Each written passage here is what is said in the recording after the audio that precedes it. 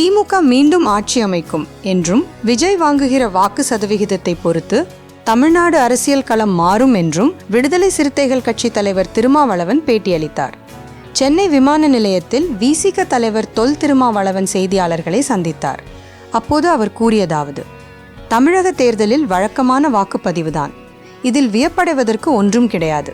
சிறப்பு திருத்தம் மூலம் லட்சக்கணக்கான வாக்குகள் நீக்கம் செய்யப்பட்டு உள்ளன. அந்த வாக்குகள் நீக்கம் செய்யப்படாமல் இருந்து வாக்குப்பதிவு நடந்திருந்தால் பழைய மாதிரியே வாக்குப்பதிவு நடந்திருக்கும் என்று நாம் பேசியிருப்போம். ஆனால் சிறப்பு திருத்தம் மூலம் பதிவு செய்யப்படாமல் எண்ணிக்கையில் மட்டும் இருந்த லட்சக்கணக்கான வாக்குகள் நீக்கம் செய்யப்பட்டிருப்பதால் கூடுதலாக வாக்குப்பதிவு ஆகியிருப்பது போன்ற தோற்றம் இருக்கிறது. இது உண்மையில்லை. ஒவ்வொரு தேர்தலுக்கும் 5 ஆண்டுக்கு பிறகு புதிய வாக்காளர்கள் 20 லட்சம் பேர் இணைவார்கள். அது எண்ணிக்கையில் கூடுதலாக சேரும். இந்த தேர்தலில் 20 முதல் 25 லட்சம் புதிய வாக்காளர்கள் சேர்ந்து உள்ளனர். அவ்வளவுதான். இந்த தேர்தலில் மீண்டும் திமுக ஆட்சிதான் அமையும்.